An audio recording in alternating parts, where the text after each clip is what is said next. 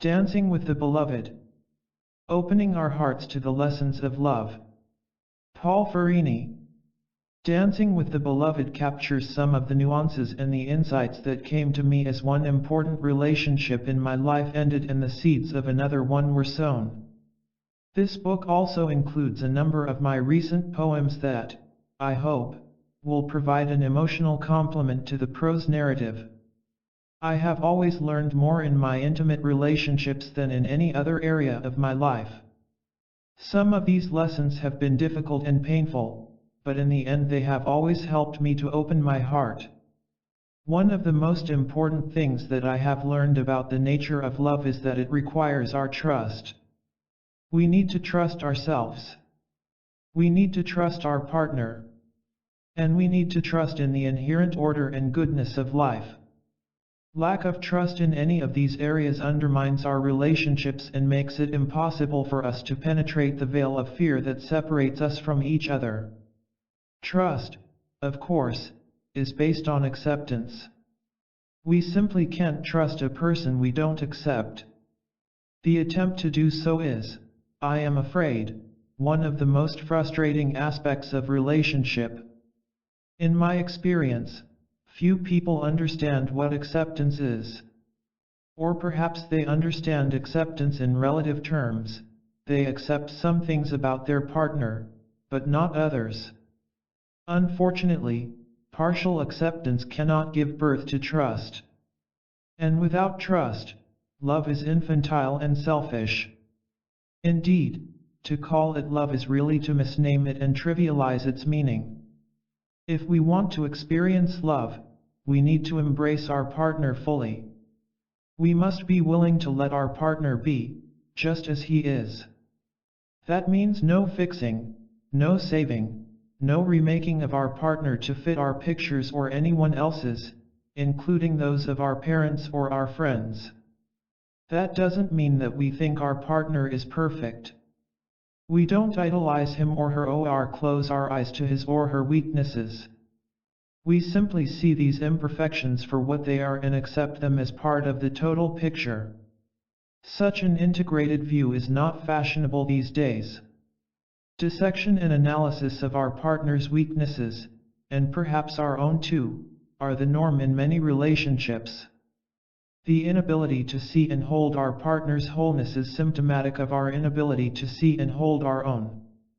Most of us have a deeply divided and antagonistic relationship with ourselves.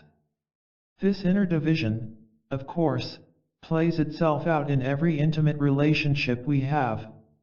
It translates directly into neurotic thoughts/emotions and ambivalent behavior toward our partners. Is it any wonder that our intimate relationships often fall apart? When both people lack confidence in themselves and are ambivalent toward each other, how can committed love be possible? The truth is, it is not possible. The truth is that our soulmate cannot come into our lives until we learn to like and accept ourselves warts and all. Moreover, our soulmate is as imperfect as we are. If we see his or her imperfections as obstacles to our love and acceptance, we will not break through the veil of our own fear. Love is really an inside job. It starts in our own hearts and then expands to include others. So it's time to stop focusing on the other person. It's not his or her fault that the relationship did not work. It didn't work because we were unable to accept and to trust as much as the relationship required of us. We can focus on what the other person could not bring to the table, but that will not help us. The issue is always what we are able to bring. Until we can bring all of ourselves, the person looking back at us will never meet our expectations. And so the circle of love continues to move. Round and round the rosy, pocket full of posy. Ashes, ashes. We all fall down. We fall into the depths of despair, wondering if the desire for love and union is just a cross that we bear until the moment of our final crucifixion.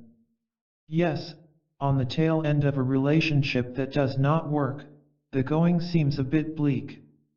But we must use our fall into despair to get grounded. We must realize that love without acceptance is a non sequitur. It doesn't compute now and it will never compute.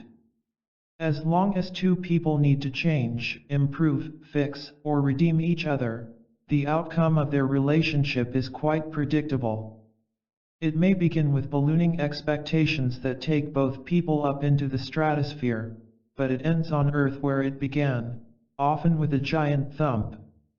Maybe the next time we consider taking such a journey, we better consider a few basics, such as, do we really like the other person as he is? Are we okay with the fact that our partner washes only once a week and hasn't worked in 4 years? Are we able to deal with the fact that every other day our partner gets unspeakably angry for no apparent reason or is particular adept in the 4Cs, constantly criticizing, correcting, and trying to control us? And if the answer to these questions is yes, maybe we might want to consider some form of emergency therapy.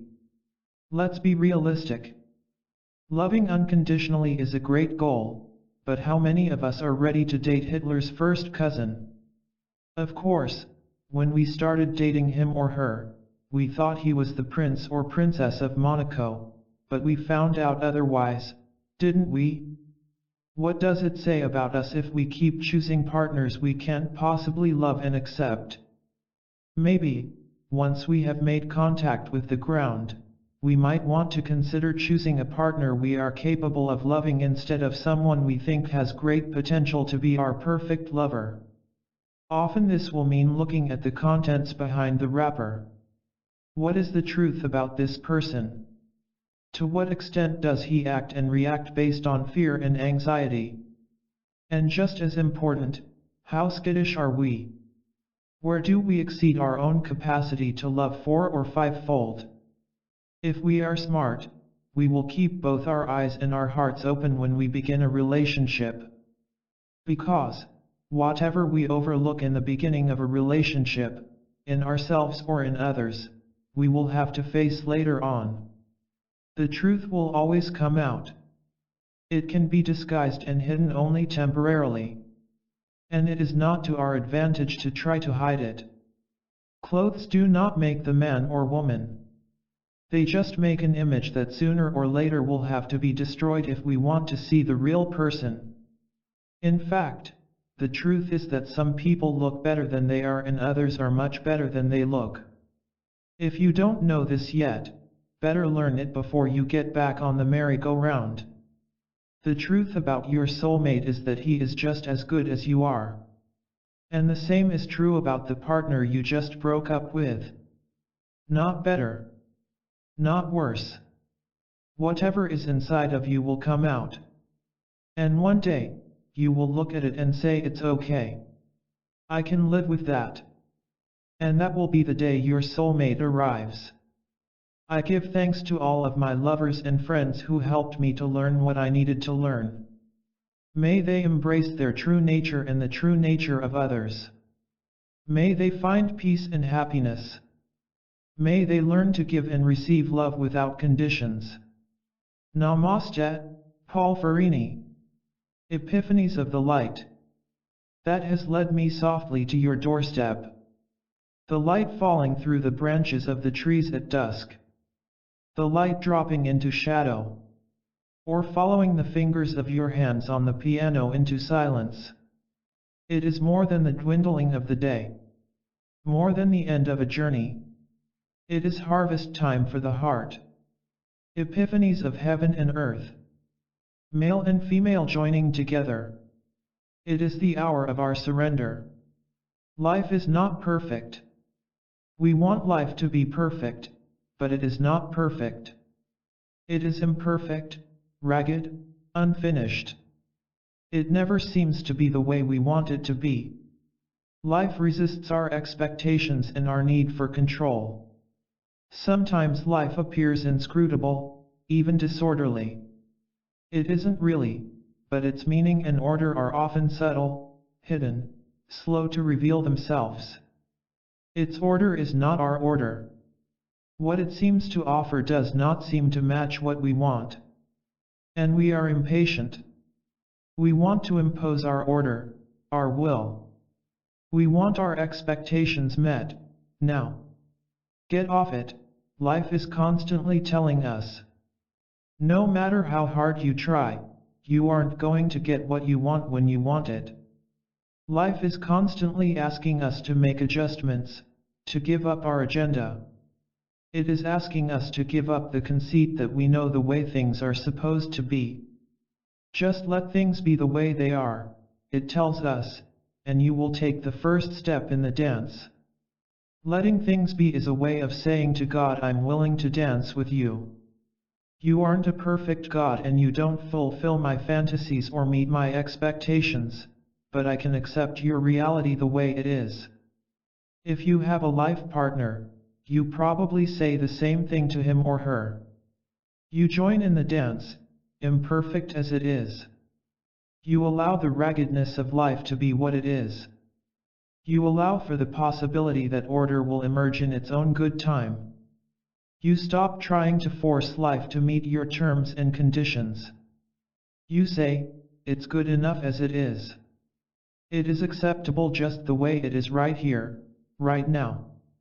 That's the moment of surrender, when you stop trying to control life, when you get off your ego trip.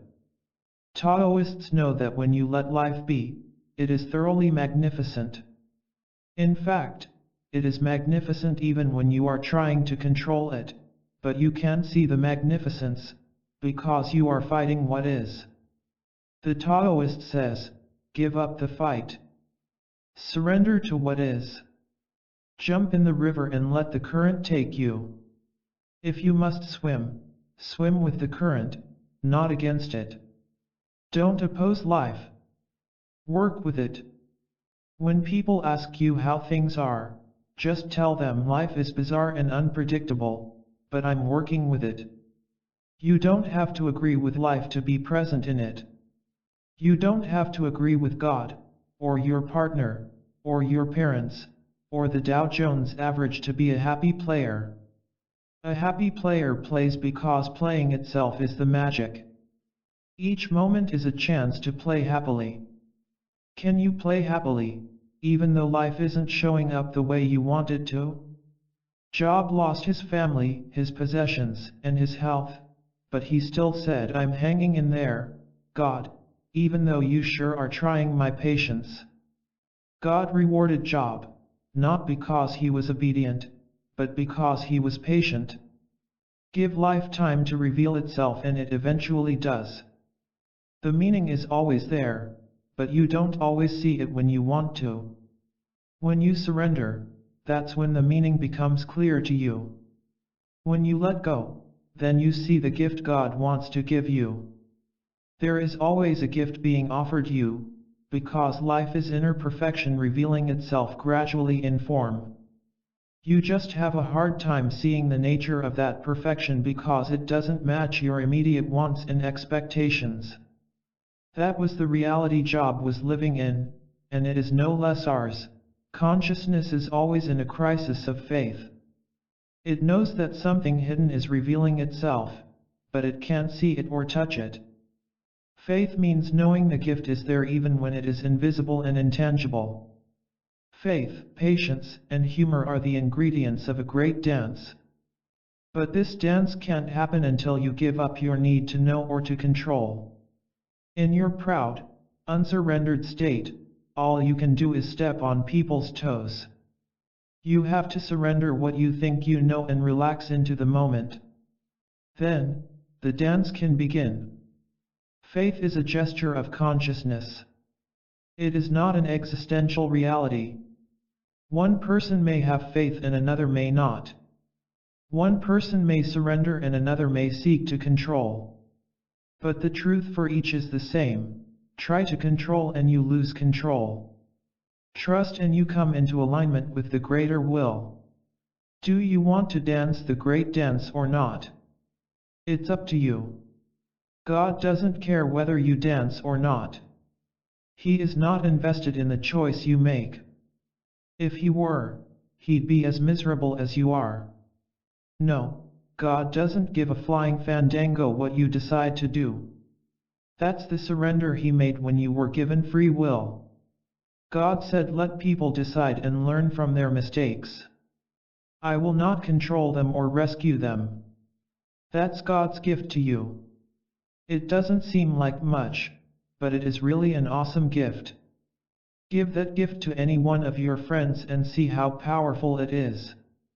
Just tell them I love you and I support you in making your own choices.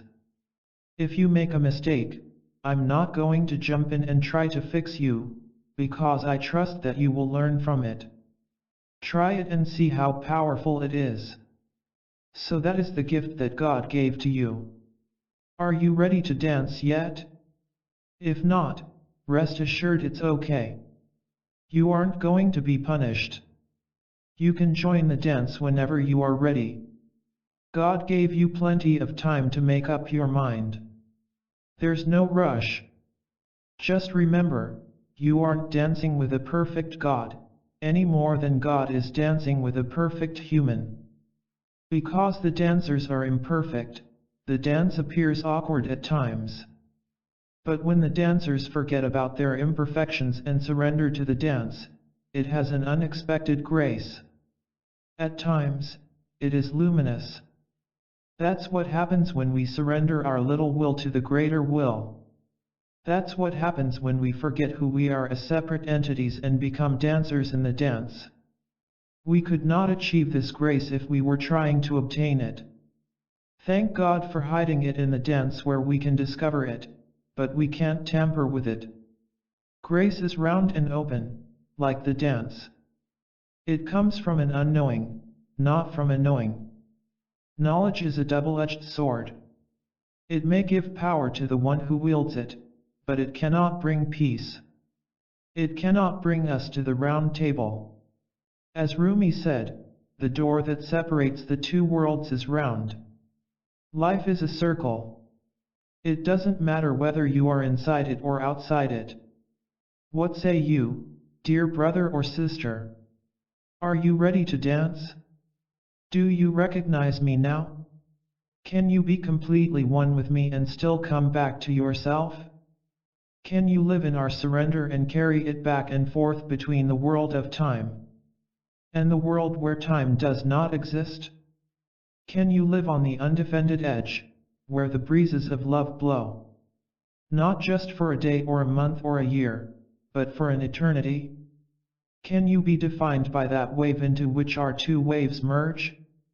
Can you live in its trajectory and die in its embrace? Many men have asked you to dance. But has anyone asked you to dance like this? With or without bodies, it does not matter. Will you be all that you are in its fullness? And let yourself spill over into me? Will you harvest your tears with mine? And water the ground with them? Will you bring me into the secret caves of your doubts and your fears, allowing the moonlight to guide us through the snowy woods? You have come to me from deep waters, ascending from the center of the circle. Now as I dance, moving around the circle from one partner to the next, I once again await the depth of your eyes and the electricity of your hand. But I am lucky that the dance ends before we come face to face. I know when that moment comes I will be lost forever, and so will you. You see, I am not just the one who comes to you in the dance. Rumi says, lovers don't finally meet somewhere. They're in each other all along. Do you recognize me now? Rumi says, gone inner and outer. No moon, no ground, or sky. Has anyone asked you to dance like this? Dancing with the pain. Impatience are the only flower that will grow in the shade, you told me, busily filling up the old planters with soil and hanging them on the hooks above the railing on the front porch. You even turned the old teapot, the one we left on the stove and forgot about, the one you meticulously scrubbed to remove its black, charred residue, into a flowering planter. Martha Stewart would have been proud, except that the teapot looked a little small for the step you put it on. Oh well, the flowers would grow. In time, they would earn a more generous place at the entrance to the house. Now I cannot think of you without waves of pain sweeping through my body. It is so intense I think I am going to throw up or pass out. Hearing your voice on the phone helps, but I'm afraid it's just another trough in the swell of oncoming waves. I don't want to say goodbye. I don't want to give up the lifeline of your voice, but I know that I can't hold on to it. There is room for love even when the heart is breaking, you told me, and I know that you are right. I have never loved you more than I do now. It is amazing to me how here, at the edge of the abyss, there can be such tenderness. We are like two wounded warriors dying on the battlefield, our hands reaching out to touch before the last breath is taken. You told me that you were coming here to learn to take your armor off. Now, I can't help notice that you went down wearing it, and so did I. The morning after you left, I went outside and noticed that you had finally found a place that works for the old teapot. In a corner of the porch, near the stairs, you had made a pile of the rocks you gathered on the beach and placed the teapot with its red flowers on top. Now when I enter the house, I am greeted by a beauty that was not here before. I know this is the gift you wanted to bring. And I am happy that I can receive it now. Now the entrance to the house is graced with red flowers that grow even in the shade. Here, a little light goes a long way. Before you left you told me that you were overwhelmed by the intensity of my love for you. You needed the shade too. You had to put 3,000 miles between us to be able to receive the gift I had for you. Well, at least we are holding hands at the edge of the abyss. Too much anger. Not enough skillfulness in owning it. Can we learn to own it at a distance and then dance closer, or is the dance over? Will our anger keep overpowering our love, or will we learn to love each other through our anger? Little boy and little girl pushing mommy away, because mommy's love isn't safe. Mommy's angry. So don't get close. Mommy found fault with me, you tell me, and I find fault with you. I can't seem to stop it. The least little thing triggers my anger. And you can't deal with it. You are afraid of my anger. You don't stand your ground. Then I feel abandoned. I know, I say. We keep going round and round in circles. I know it may be too much to ask for, you finally admit, but I need a shaman to stay with me while I rage out. I'll try, I say, totally ingenuous. Go ahead and put the lion with the sheep. Won't work, you warned. And you were right. As soon as the lion began to roar, the sheep got a train ticket to New Zealand. Neither you nor I know how to lie next to the lion without running away or roaring right back. Only a very secure sheep can lie with a lion. Here, at the well, at the entrance to the abyss, can you look at your anger and not give it to me? Can I stay present with you when you are angry without pushing you away, even though your anger scares me? Can I be with my fear and face your anger, realizing that it is just a reflection of my own? Can either of us be with the other person's judgment or anger without reacting? Is it too much to expect? The nature of love is that it brings everything that is not love to the surface. There's no way around it. That's the dance. Changing partners does not help. Leaving your partner does not help. The dance continues, no matter who is dancing. It strips away all illusions. It is completely devastating. When it is over, all you have is love. There is no more resistance, no more struggle, no more pain, no more pushing or holding back. You are just a leaf floating in the river. You move with the current. You do what love tells you to do. Fearing for my life. Meeting you. I shuddered, fearing for my life. Now I understand why. Death has come in the guise of the beloved. The one I used to be is gone forever. Submitting to love. It is not easy for us to submit to something more powerful than we are. We must, in a sense, be forced to do so. We must recognize that we are no match for the current of the river. The pain of resistance is more than we can bear. There comes a time when we realize that we have no choice. We must submit. We think that we consciously choose the people we love, but that is a great illusion. The people we love are brought into our lives because they are our perfect mirrors. If we choose them, we choose in a soul realm where there is no duality.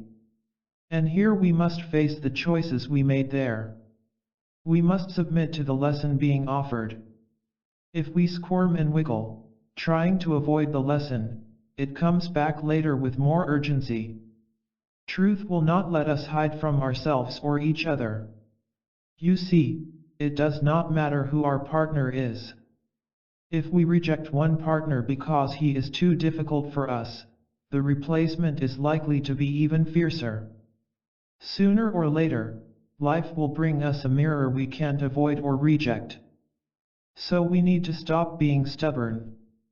We need to learn the lesson when it is in front of us, instead of finding fault with the mirror and looking away.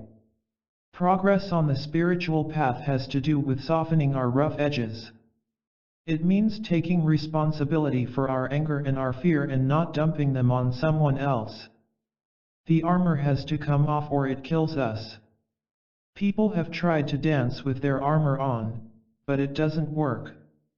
It doesn't work for them and it doesn't work for anyone else. We need to find the place where we are vulnerable and learn to accept it and let others see it.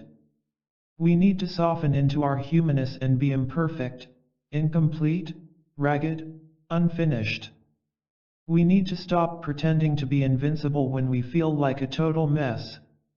We need to let ourselves be a mess. We need to be as we are. There is no one we need to impress. There is no one here we need to answer to or seek approval from. Or if there is, we must not hesitate to disappoint him or her. Sometimes there is no difference between a suit of armor and a three-piece suit. We can't always look nice. We can't always look the part, much less play it. It's time to wake up and look into the mirror. Before reaching for the makeup, we need to look at the eyes tired from little sleep, red and irritated from too much crying. That's the way it is. We need to stop covering it up. It won't stay that way forever. Healing takes time. Feeling the pain is part of the healing and the learning.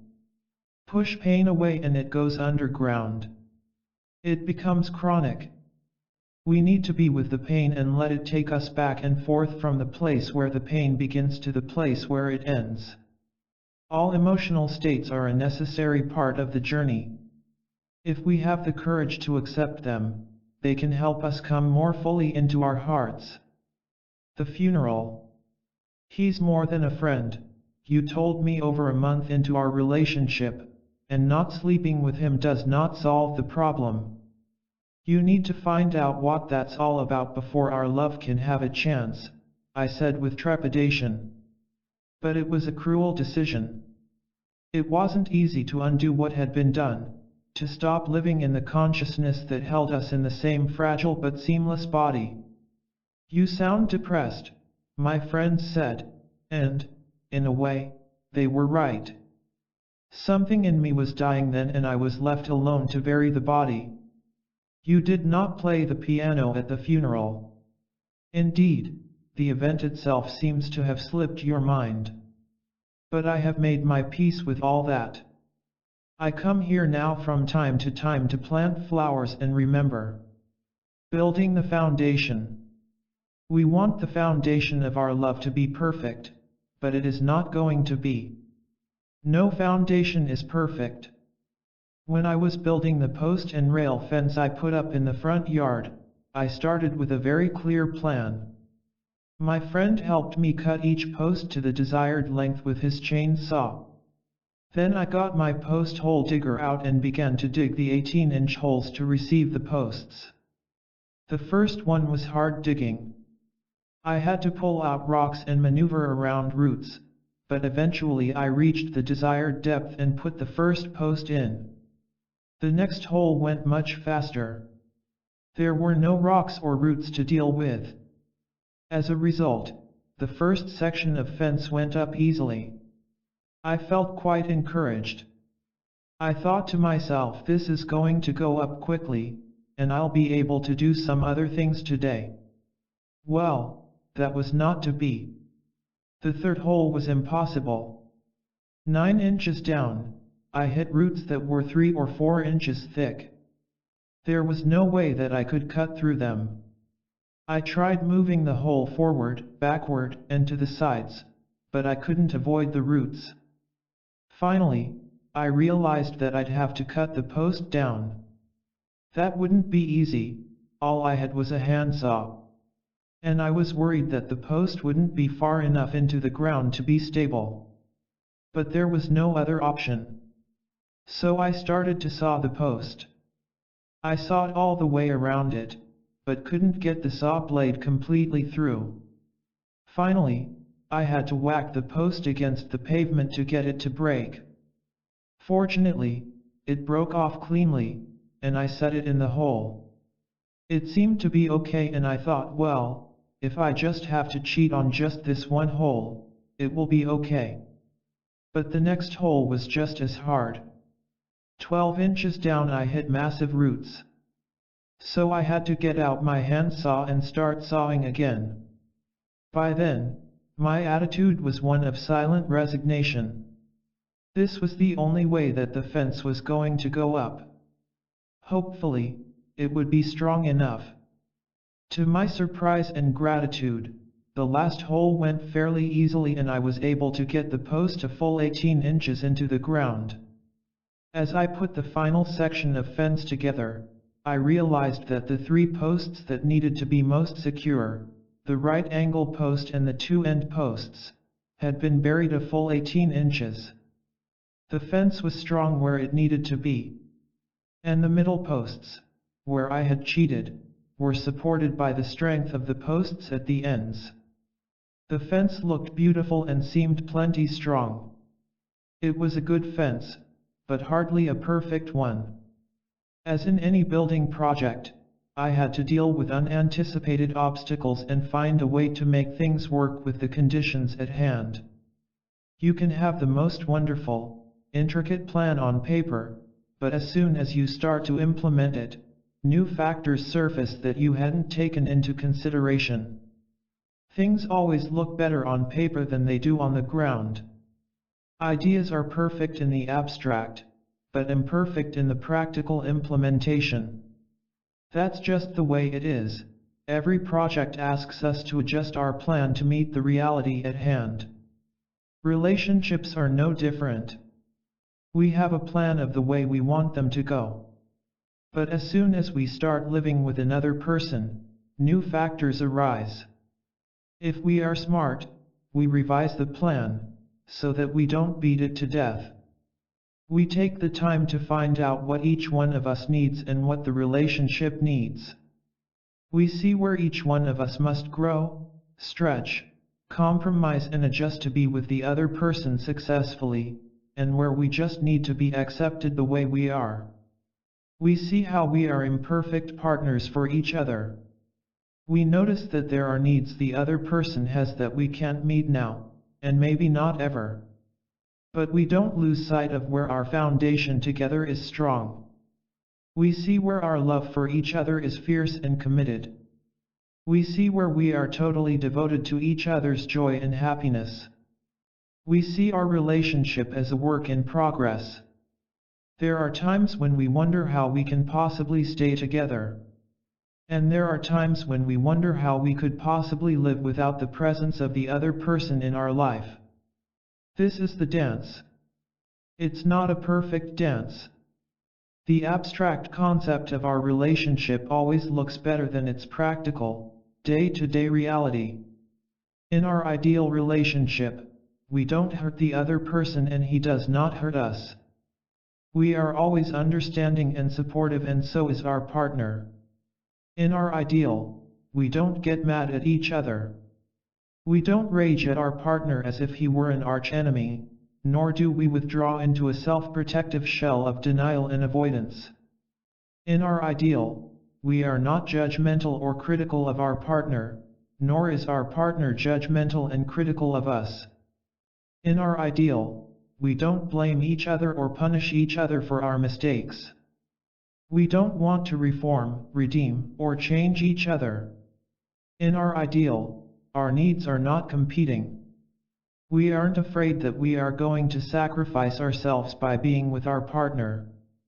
But in reality, all of this happens. We deal with anger, conflict, fear, shame, self-betrayal, you name it.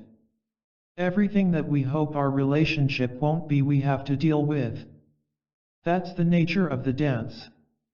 Remember, the White Knight is wearing a full suit of armor. And hidden in that armor are all his fears of intimacy, all his secret issues of abandonment and betrayal. This is not true just for one knight or damsel. It is true for all. We dance not just with the bright, cheerful, effervescent, trusting side of our mates, but with the dark, fearful, sad, angry, and defensive sides. If we aren't willing to dance with the dark side, the foundation never gets built. We never get to experience the fullness of love that we are capable of giving and receiving. Until we accept our partner as the one we have chosen to dance with, until we stop lashing out and running away, we won't really know what the dance of intimacy is all about. It is not a dance of ideal sentiments, but of longings and fears. It is an evolving choreography where trust happens slowly and commitment is gradually earned. Romance may open the door to love, but it does not help us walk through it. Something else is needed. Something deeper. Something a great deal more patient. Something ultimately more real.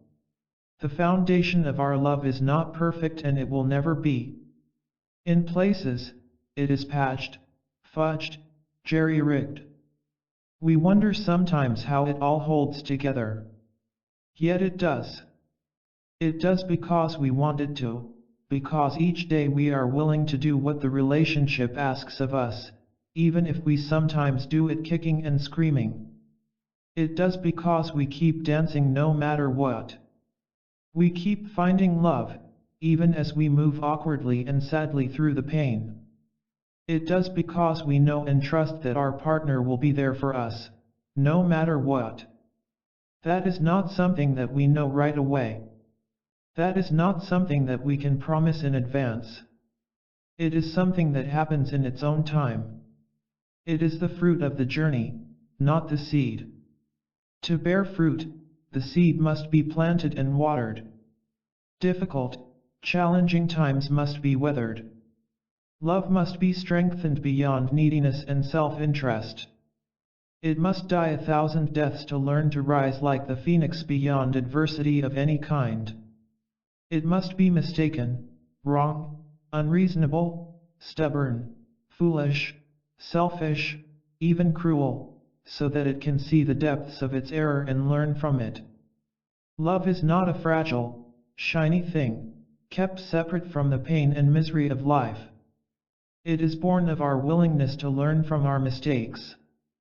It is a jagged boulder thrown into the rushing stream, where it is assaulted and caressed, pushed and pulled by the current until its edges are smooth and yielding.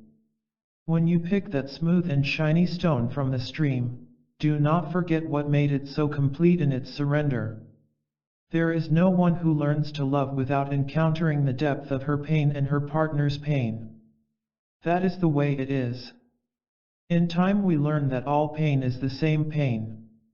And we have compassion for our partners and for all the other human beings who suffer in the current of life.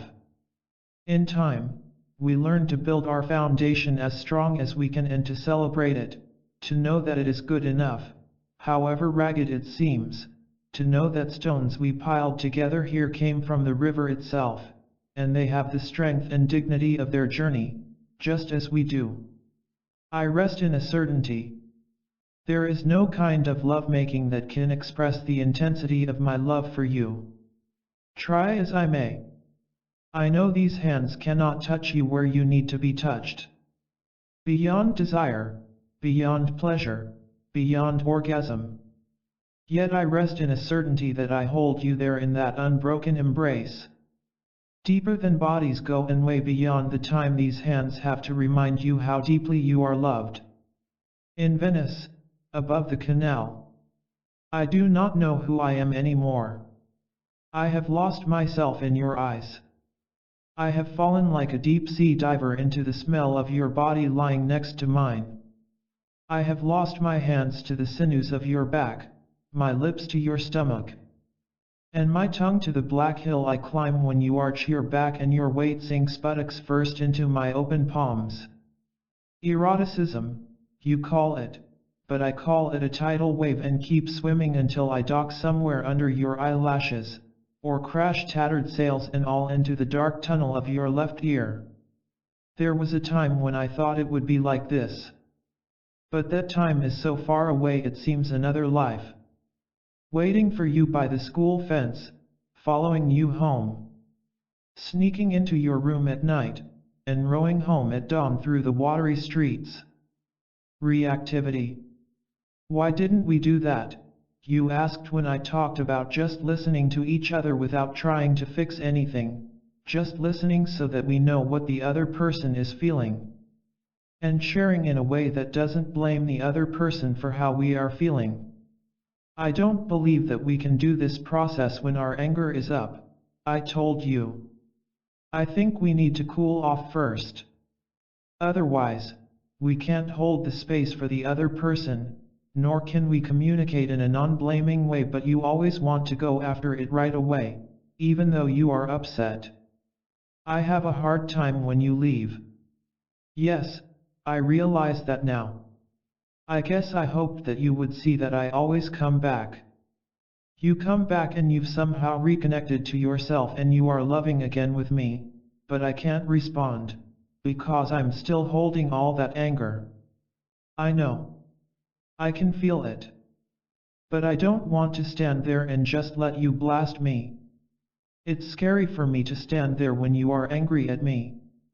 That's where it all breaks down. We both have a problem dealing with the other person's anger. It's not safe for us to be angry at each other. Yes, I know that you're right.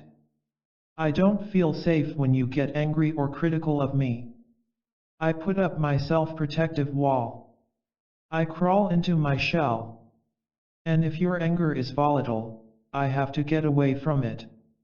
I have to leave. And I'm afraid to be angry around you. I'm afraid to say what I'm thinking to you for fear that you will react and run away. You are so sensitive to any negative thoughts or feelings that I have. You pick up on them right away. You ask me if I'm okay, but I'm afraid to tell you what is going on for me. And if I don't tell you, then it builds up and it explodes. I know that you would like me to be more able to sit with you when you are feeling unhappy or critical of me. But I have a hard time doing it. That's why I ask you to tell me how you are doing without blaming me. It makes it possible for me to understand and accept your experience. I can't do that when I'm feeling attacked. Well, I understand that. But I can't always find the right words when I'm upset. I just need to say whatever words come to me. And those words aren't always kind. No, they are often daggers. So don't you see you can't accept my words because they are daggers, and so I can't communicate with you when I most need to. I don't think that we should be trying to communicate when we are angry at each other. We say things that we don't mean and we hurt each other. But, sweetheart, if you leave when I'm angry, then I don't feel safe with you. Do you feel safer if I stay and defend myself? Well, it's still hard, but it's not as hard, because I feel that you are trying to hang in with me. I feel more supported, even though it is not easy for either one of us. So you need to express your anger to me, no matter what, even if you are blaming me. Yes, I think so. And I need to know that I can do that and you won't leave me. I need to know that you are strong enough to withstand my anger. I can see that. And I can see that it's really hard for me. I know it is. But I also know that we have to have enough safety in our relationship to be able to express our anger and know that the relationship can contain it. Also, it's not just me that needs to express my anger. You need to be able to express your anger at me too. I suppose that's true. Expressing anger is not something that feels safe to me, especially when it is mixed with criticism and blame, which seems to be the case 99% of the time. Plus, I believe that anger belongs to the person who is angry. I don't believe it is my responsibility to receive your anger or your responsibility to receive mine. Maybe not. In an ideal situation, each person would own their anger and face the pain and frustration behind it. That's what you would like, right? Yes. But life isn't always like that. When we get angry, we project and blame. That's the reality. Are we supposed to just stop? Yes, I think we need to just stop and breathe and get space, and then come back and talk when we can own our anger without making the other person into a target for it. Well, I'd like to do that for you. But it isn't natural for me. I want to stay with what's happening. I don't want to stop. I want to get after what's bugging me. I want to get it all out on the table and look at it with you, but you seem to find that threatening. Yes, that's probably true. I guess I don't have faith that we can get after it without saying a lot of destructive things that we are both going to regret. You think the anger is obliterating, that it can't be contained or worked with. Yes, I think so. But I also think that this is not just true for me. I think it's true for you too.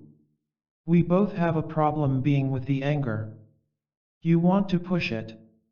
I want to pull away. I think they are two sides of the same coin. Maybe. So what do you suggest that we do? Well, I think that I need to hang in there longer and see if I can work with you on it when the anger is up. And when I can't, I need to ask you for a break and hope that we can take an hour or two and look inside and own our feelings. Then, we can come back and create more of a ritual space, where each person is able to speak in an honest, but non-blaming way while the other listens without interrupting, so that we can really hear each other. What do you think? I think that would be good. I think we should try it. Maybe we could even try breathing together in silence while the anger is up to see if we both calm down. Would you try that?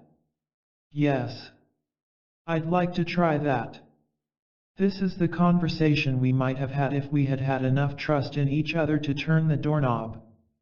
Instead, we stood in front of the door and decided to back off because it wasn't opening.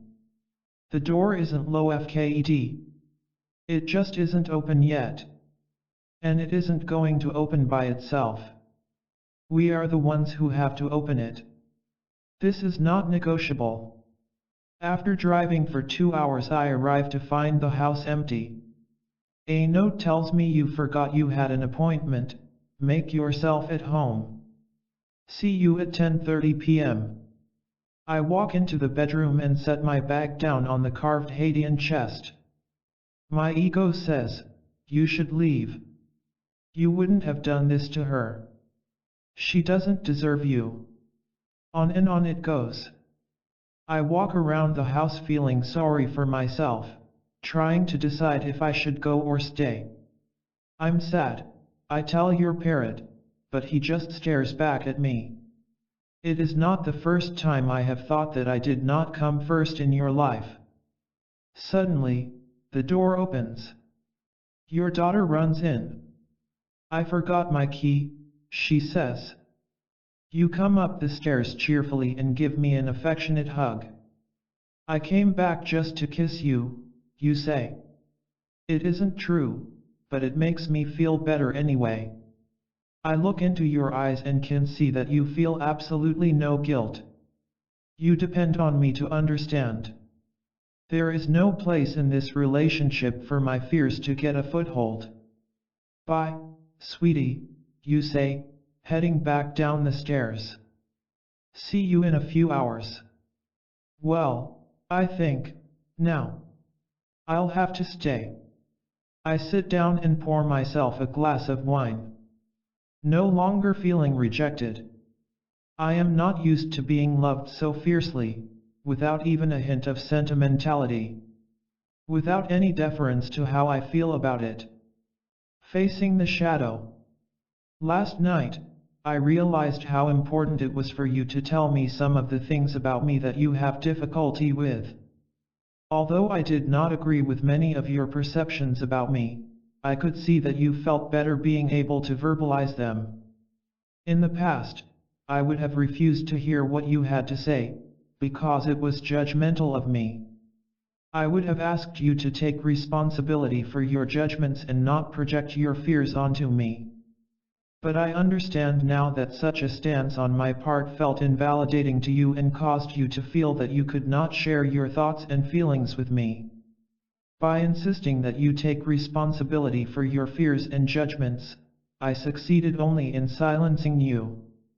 That was not helpful to either of us. I realize that I have difficulty with criticism. I have antennae that pick up critical vibrations from miles away. I hear even the tiniest inflection of judgment. I know when someone is making me a target of her own unresolved anger and self-judgment. I know when boundaries are crossed, and I am quick to point it out to whoever might be crossing them. I want you to be responsible for your anger and your pain. I want you to look at why something I say or do makes you frustrated, angry or uncomfortable. But you don't want to look at what's up for you. You want to get after me. And that scares me. So I tell you, only if you are responsible for your own anger will I be able to hear about it. If you make me the target of your anger, I will not stay and listen. It never occurs to me that you aren't trying to abuse me. You are just not owning your own fear and your anger. That might create the conditions in which abuse can happen, but it only becomes abuse if I buy into it. I don't have to agree with your judgments. I can let you have them. I can know that they are about you and not about me and listen to whatever you need to say. But that isn't what I do. As soon as I hear the judgment train coming, I bring my tanks out onto the tracks. Don't step over this line or I'll let you have it, I say. I give you plenty of warning, or so I think. I think you have ample time to stop the train. But the train doesn't stop. You keep coming at me. It doesn't matter that I tell you please don't cross this line. Once you get going, you aren't going to stop. Indeed, the very fact that I ask you to stop makes you more angry. You don't feel that I am willing to hear you, and you are determined to make me hear you. You can't honor my boundaries, because you feel that my boundaries prevent you from being yourself. So you keep coming.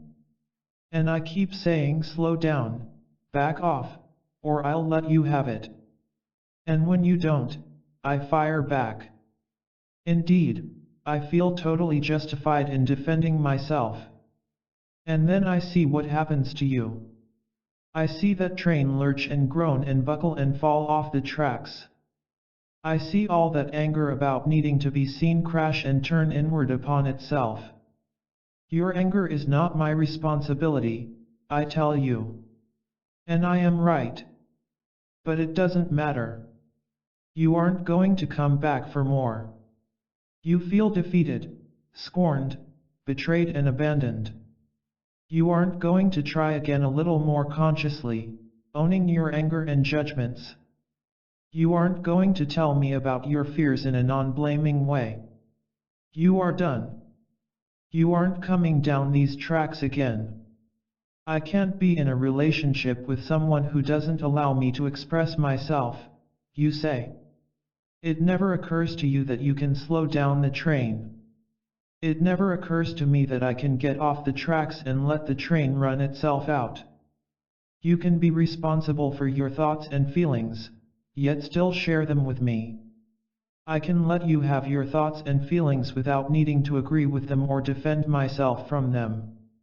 There are ways to avoid a crash. Why aren't we able to find them? We think we need to stand against the other person in order to stand up for ourselves. It isn't true, but it is what we seem to believe. We don't know how to remain friends when anger or hurt is happening. When we are triggered, we see an enemy, not a friend. We forget that we are on the same team. We forget that we both want the same thing from each other. I forget that I have to be willing to forgive you for attacking me if I want to receive your love. Because your love isn't perfect. You can't always love me the way that I want to be loved. You can't always respect my boundaries. You can't always take responsibility for your anger and judgments. I need to forgive you for trying to give me your pain, your fear, and your anger. If I can't do that, I can't receive your love. And I know that you do love me, even though you do so imperfectly, raggedly, and awkwardly at times. It is the same for me. I cannot always love you the way you want to be loved. Sometimes I mistake your need to share your feelings with me as criticism of me and I blast you. I need your forgiveness for that. My love is awkward and imperfect too. My child and your child are so afraid of criticism. They're so afraid that they won't be good enough. They don't understand that they are okay just the way they are. Your child does not need to get angry to be heard. My child does not have to avoid anger to hold on to himself. We have a lot to learn together. We have only begun to understand the ground where we can meet.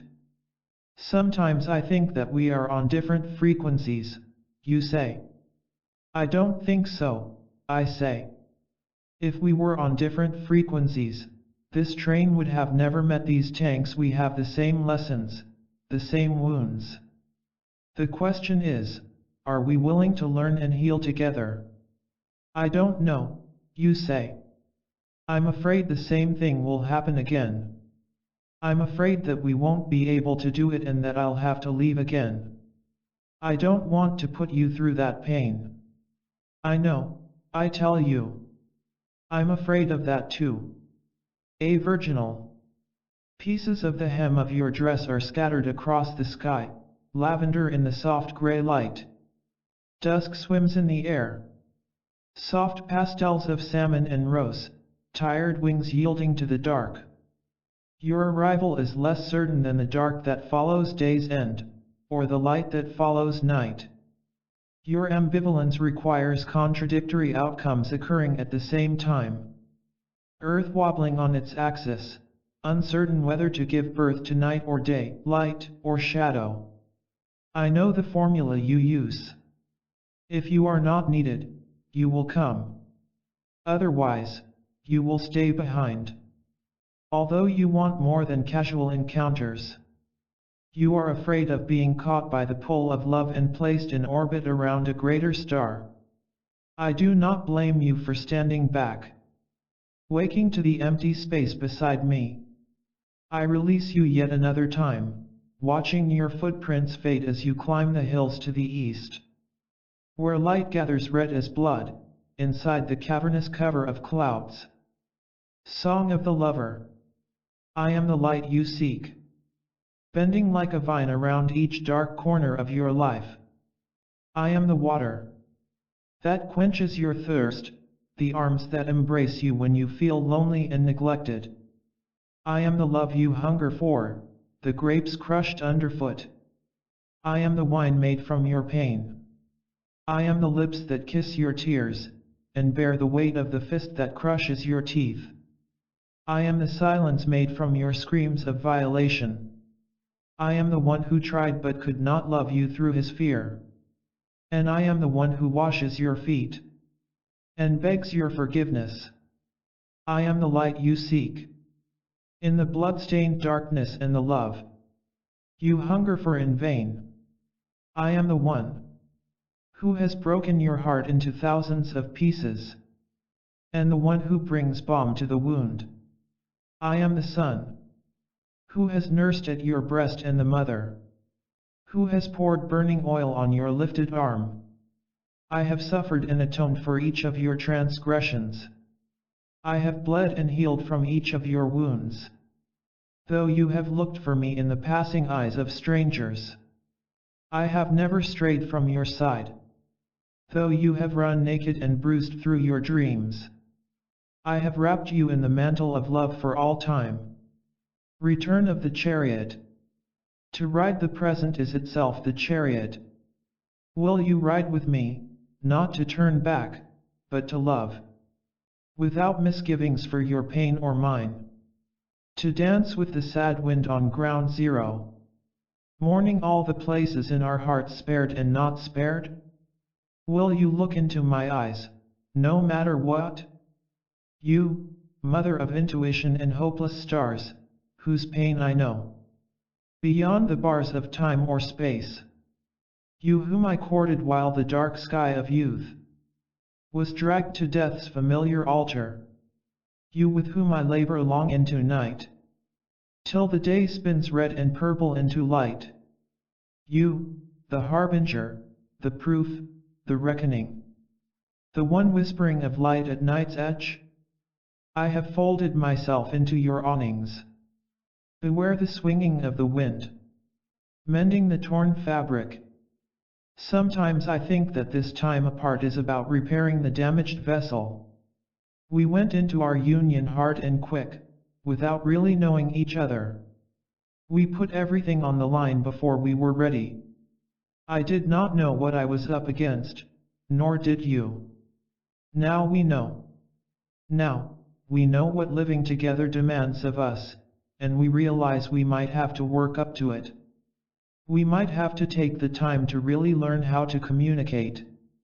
We might have to learn to accept certain things about each other that we can't change. We might need time to find intimacy in the places where we don't agree, where we don't connect. We might need to find compassion right in the middle of our judgments, our fears, and our thwarted expectations. It is not easy to accept the reality of loving an imperfect person, a person who loves us back without being able to meet all of our needs. We have to keep giving up our ideas of what we think love should be. Love is never that. It is what is unfolding right now between us. It is the way we keep touching through our pain. It is the way we keep finding each other on the other side of our fear. It isn't very romantic, but it sings with authenticity. It is our creation. It is not surprising perhaps that you could not fit yourself into the rhythms of my life. I am sure that I could not fit myself into your rhythms either. We are looking at something different here, creating a rhythm together. It is what we do when we go walking together. I adjust my pace and you adjust yours. Walking hand in hand is different than walking alone. It is a totally different discipline. We are both used to walking alone.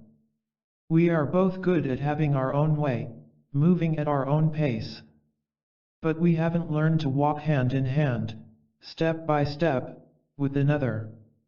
Not many people have.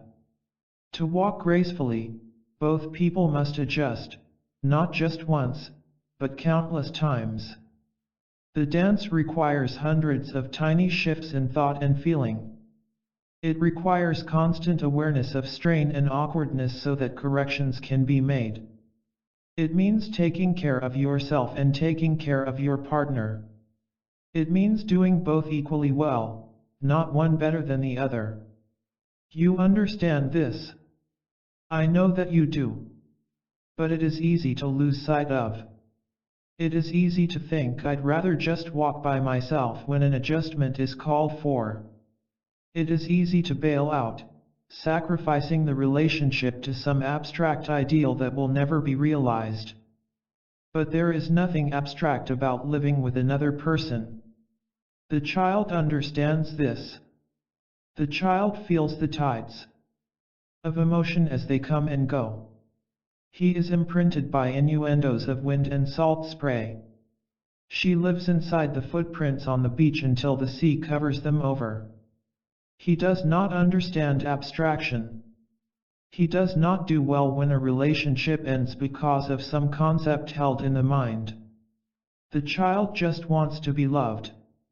And it is crucified again and again as the mind finds that it is incapable of loving this person or that one. We need to take care of that child. We need to build a place for him or her to live safely. We cannot do it with our minds, yet we need to use our minds to understand the scope of what must be done.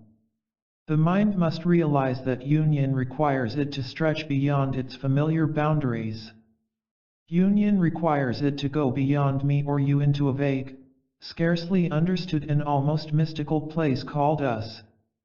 This synergy of mental and emotional landscapes happens through the mutual surrender of thoughts and feelings of separateness in your heart and mine. It is a new consciousness being born. And it cannot be born as long as we hold on to separate agendas. To think this is easy is to totally disregard our fear. We are afraid to let go of our separateness. We are afraid of losing ourselves in the other person, afraid of not being seen or acknowledged, afraid to see a familiar aspect of ourselves dying into something much greater, more powerful, and completely unknown. True relationship requires the death of ego. But ego cannot be sacrificed, on a cross, as it were, or it will return again and again, hungry and unfulfilled. It must be surrendered voluntarily, willingly, and joyfully, and then it can be resurrected into something greater and more profound. The caterpillar struggles inside the sack of transformation. First it puts out one wing, and then another. Surrender does not happen all at once. Dying and being reborn are simultaneous phenomena. Is it so surprising that we are scared, that we are afraid of losing ourselves in our love for each other? Let us not underestimate the transformation that is being asked of us, nor the fear that comes up as the child reaches for the love he has always wanted and has never been able to give or receive. Our wounds must be surrendered. Our armor must come off. Our love must lead the way, pulling our fear along with it. The caterpillar must enter the cocoon knowing that when it emerges it will no longer be a caterpillar. Being a butterfly seems a romantic notion. But the process of becoming a butterfly is anything but romantic. It requires that we move through our fears. It requires that we face the unknown. It means that we move toward the place where we meet without knowing what it looks like or how it will feel when we get there. Union happens in a place beyond fear, a place of tenderness and safety. Yet it is difficult for us to find this place. The separate sense of self must die for the transcendent self to be born. One day the sun will rise above the horizon and you and I will be a single flower reaching for the light and the stillness of the air. Others will celebrate our beauty. Yet they will never know how we struggled on the brink of the abyss, afraid to let go, afraid to surrender into the unmistakable love that we share. A new covenant. A relationship is a covenant between two people. It defines what both people are willing to do. It honestly states what each person feels he can give freely. It is not a call for mutual sacrifice. It must not be about what people give up to be together. It must be about what people bring willingly to each other. It must be about what they take pleasure in giving and receiving. A relationship is not about demands. Once one person begins to demand from the other, the relationship ceases to be. There is no more covenant. A covenant is not just made once for all time. It is made week by week, day by day, hour by hour, moment by moment. In this moment, we are either willing or we are not. And if we are not willing to give what we promise to give, then the promise has no meaning. You cannot make someone do what he said he was going to do. Coercion is not an aspect of relationship. Coercion is a sign of lack of relationship. So what do we do when one person is unwilling? Do we say, "It's okay. I release you from your commitment"? Or do we say, "I have relied on your commitment. Please try to fulfill the agreement you made with me"? It seems to me that you do not want to be with a person who is unable to be committed to you, regardless of what words he uttered in the past. You do not want to hold on to someone in pain, or you will share in that pain. You do not want to keep someone against his or her will, or you will spend your life battling that resistance. You cannot make a relationship happen. A relationship is a covenant. It is an agreement between two people about what they are willing to do. If only one person is willing, it is not a relationship. It is a form of trespass. Real love has no possibility to come into its fullness without a true and firm commitment from both people. It doesn't happen between two skittish people. It doesn't happen when two people keep running away from each other. It happens only when two people learn to stand together. And sometimes that is hard. Sometimes two people do not know how to stand together. Sometimes, they aren't even sure they want to be together. This happens in every relationship. Highs become lows. Energy and interest wanes. Sex is no longer emotionally fulfilling. Talking to each other seems difficult. Within every relationship, there are moments of non-relationship. Smart couples use these moments to take time alone to reconnect with self and to recharge. They don't end their relationship when the energy gets low. They don't have an affair. They give each other room to breathe. It might be for an hour or two, for a day or two, perhaps even for a month or two. Each person must find ways back into self, and that means disentangling from other. Each person must find time to ask the question, who am I now? The answer to this question changes from time to time. That is why we must not forget to ask the question. Relationship is both a journey into intimacy with another and a journey into intimacy with self. We forget that. We think it's all about other, but that is not true. Indeed, if our journey into another's heart does not take us into our own, then our progress on the path is interrupted. We need time to internalize. We need time to breathe and be alone. It is part of the cycle. We move together and apart. If we do not move apart, we cannot come back together. You can't have a relationship with all highs and no lows. You can't have a relationship that is all together. Every relationship must fall apart, not just once but many times. That is how it grows. That is how new intimacy is achieved. Our models of relationship don't allow for this kind of interpersonal transformation within the context of a committed relationship. In our models, people either stay together in a frozen state, or they remain distant and uncommitted. People who stay together no matter what stop growing. They cannot even look at each other anymore. Life energy leaves the relationship. It cannot abide the limiting patterns and structures. People who fear intimacy take a rocket ship out of the relationship at the first sign of trouble. They move from lover to lover, never breaking through to the source of love, in themselves or in the other person. Some relationships have no staying power. Others have no transforming power. Real relationships require both. They require commitment to each other and freedom to be ourselves.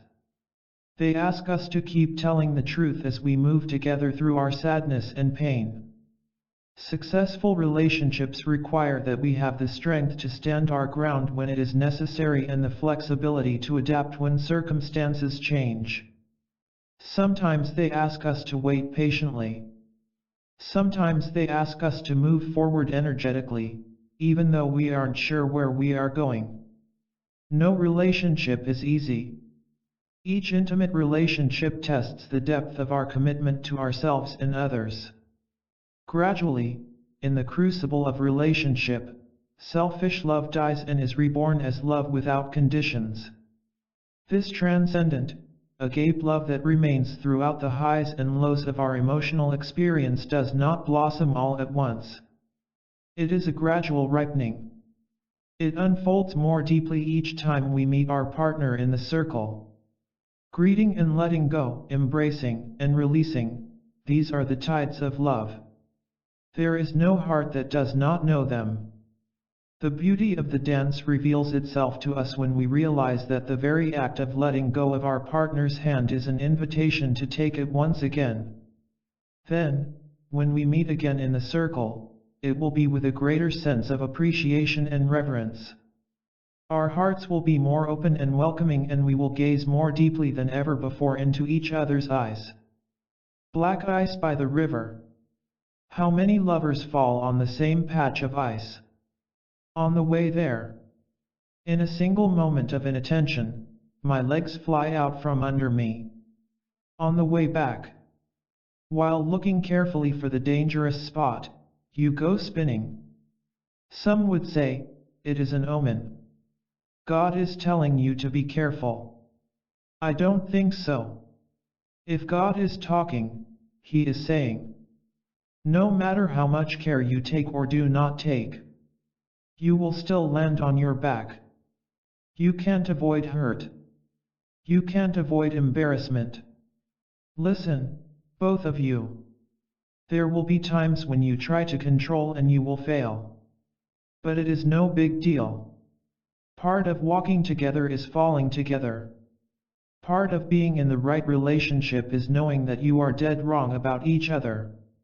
Unless both of you are vulnerable, imperfect, mistaken, and willing to be so, it cannot work. Let go of any idea you have about being right. Let go of all your pictures of the way it should be.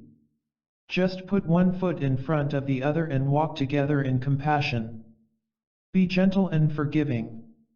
Keep setting aside your thoughts. Keep falling into your heart. Keep following the river. Nothing else means anything.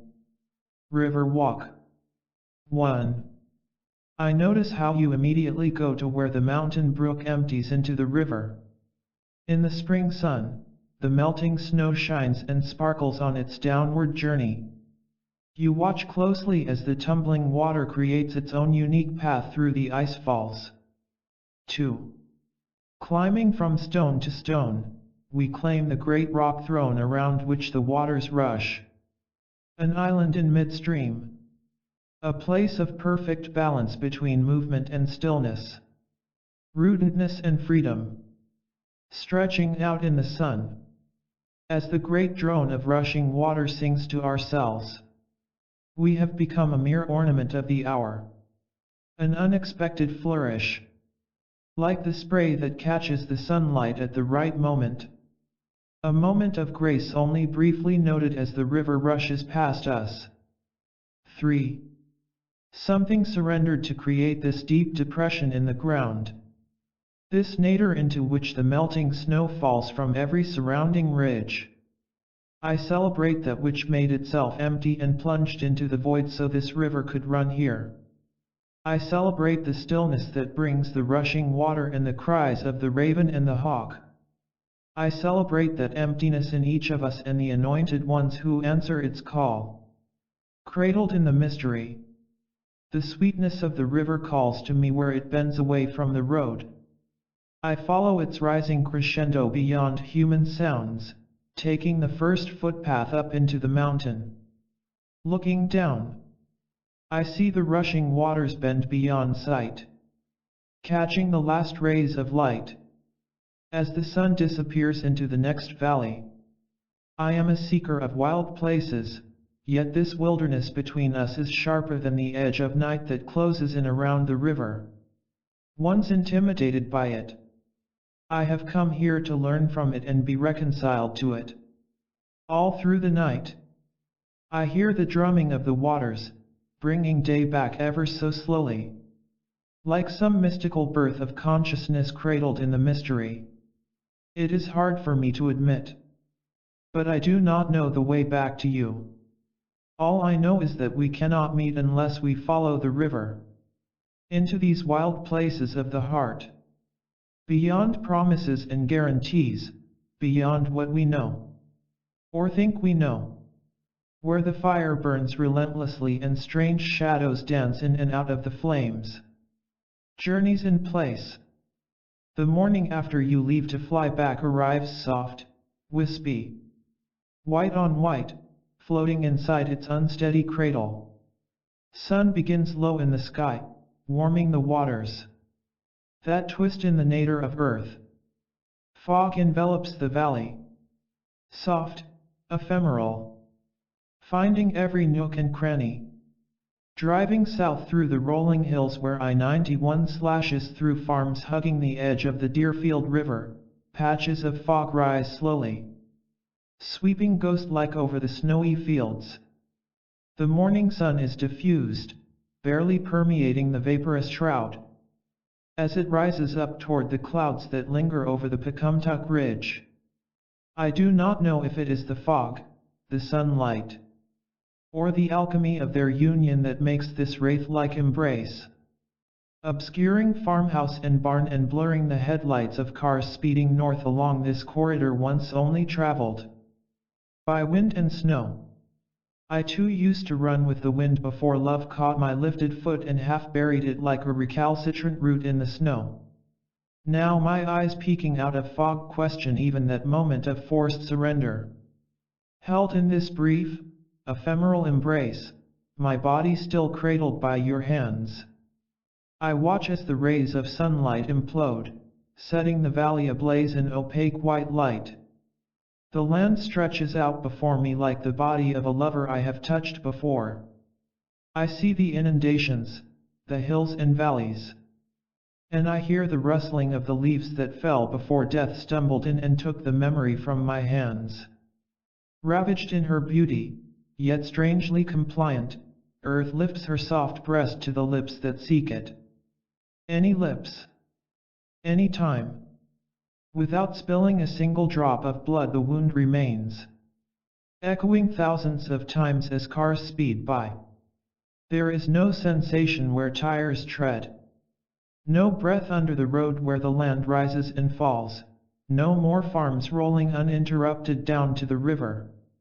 Tender mercies.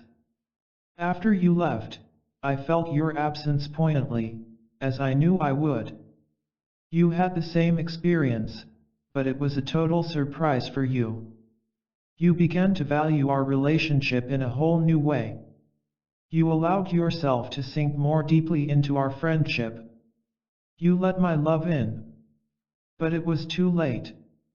I kept making plans to come and see you, but those plans didn't materialize.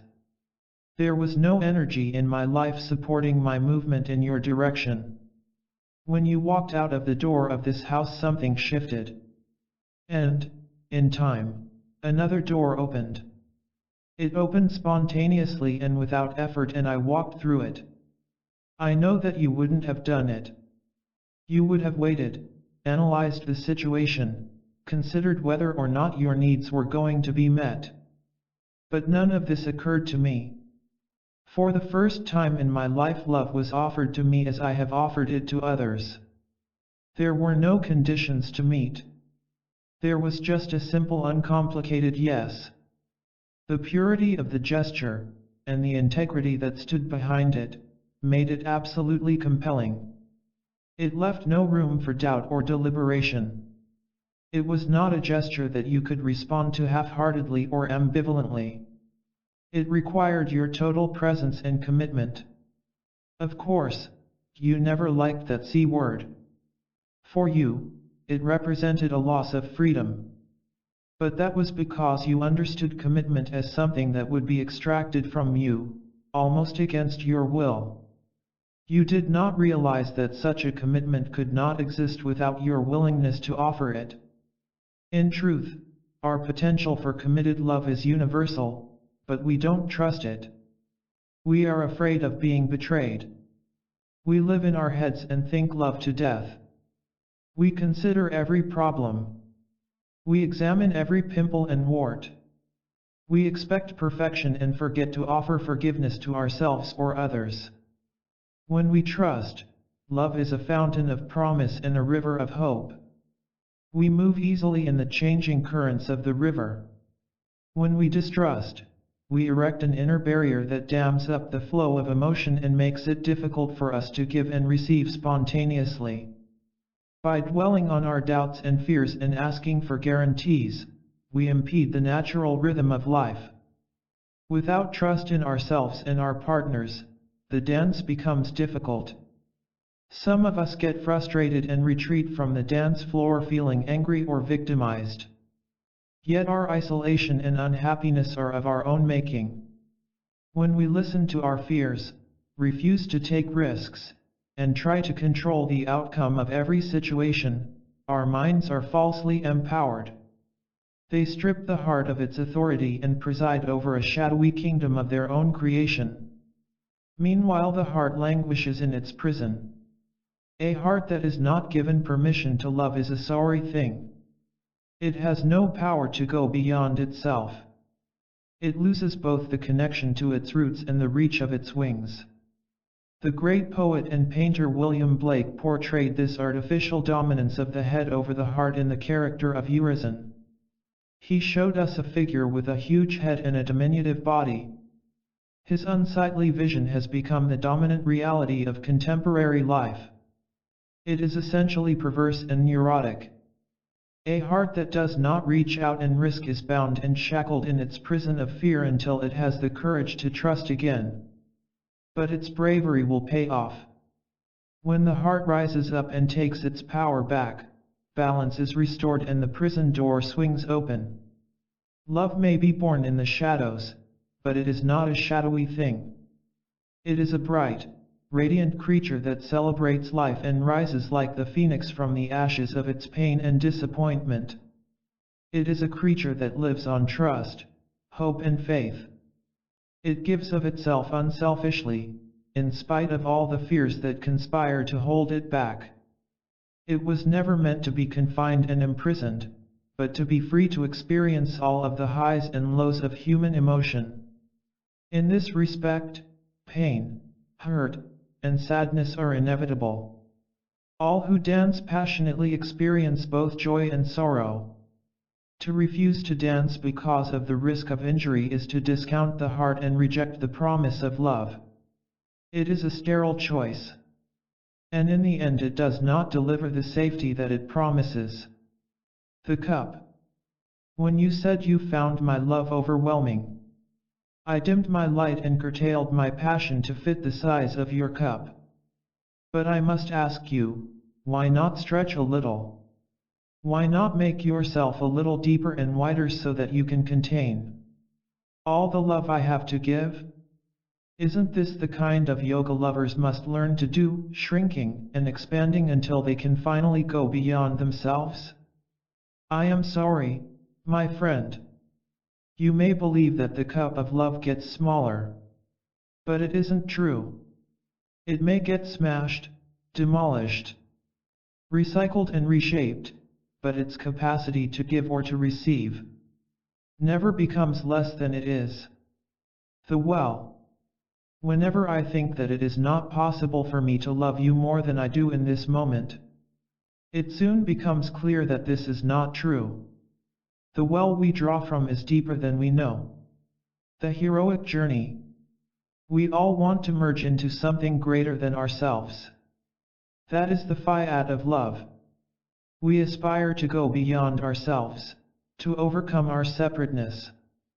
But, in order to do so, we must give up the ways in which we hold ourselves in and back. We must give up the very boundaries that we have always looked to for self-definition. An insecure person cannot do this. He needs those boundaries to feel safe. Love isn't something that happens when we are fearful or insecure. Because love means taking a risk. It means reaching out with the possibility that we will be denied or rejected. It means crossing over our safe zone and becoming vulnerable. The movement of love offers a new engagement with life, a new possibility for growth and transformation. Love puts us right out on a limb. It is exciting. We see things we have never seen before. But it is scary too. Love is the movement from the core of self to the periphery. Love expands our sense of self to include others. When we love, we become bigger. Our little soap opera reaches epic proportions. As lover, we become a mythic figure, not just man or woman, but God or goddess. Love helps us step into our divinity. When we love, all this great energy stands behind us, supporting and encouraging us, pushing us forward. How, in the midst of this great energetic phenomenon, does fear manage to get a foothold? How is it able to twist and turn the natural spontaneity and expressiveness of love inward, making the creative neurotic and self-absorbed? Of course, the great fear of the lover is that his love will not be requited. He will not be loved back as much as he loves. Indeed, his love may be spurned. If he worries about this, he cannot love. Fearing rejection, he never takes the risk of letting his love be known. If we are afraid of failure, rejection, or looking foolish, we cannot love.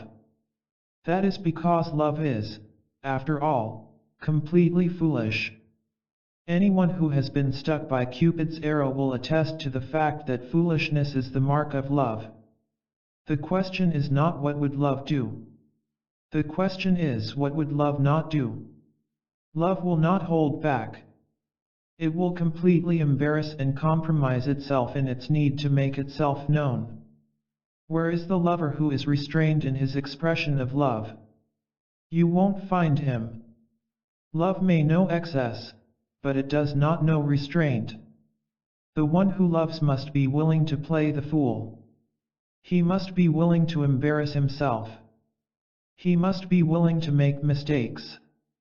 He must be willing to love even though there is no guarantee he will be loved back. If he is not willing, fear will turn his energy back. He will seek safety and guarantees. He will contract. His chance to become greater than himself will cease to be. His opportunity to become heroic will pass. For what love can do, fear can undo. There is no way around it. Though fear is powerless in the face of love, love's power cannot be experienced as long as we listen to our fears. Fear says no, love says yes.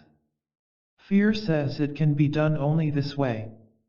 Love says it can be done in any way it needs to be done.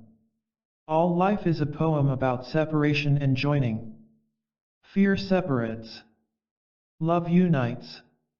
We aren't going to make fear go away. It's part of the dualistic fabric of life. We just need to learn how to hold it. When we can hold our fear in a loving way, it no longer has the power to undermine us. Fears come up, but we don't assume that our fears are true. Nor do we try to make them go away. We just allow them to be held spaciously in consciousness. When we hold our fears lovingly, there can be no neurotic, knee-jerk reactions. We don't have to abandon our lovers at the first sign of difficulty. We can acknowledge our fears without embellishing them or falsely empowering them. That way we never give them the power to turn our love back on itself. When our fears have been acknowledged, the space in consciousness opens up again. We stop being contracted. We just let things be. And in this open space, love is rediscovered. We don't have to try and turn fear around. We don't have to try to make fear go away. Fear does not have to be opposed. It needs to be held compassionately. Fear only holds us back if we let it, if we believe it at face value, or if we are afraid of it and try to push it away. But if we meet our fear compassionately, it is no problem. It is like the wind picking up before a storm and dying down after it. It comes and goes. In a life of love, there is room for fear to come and go.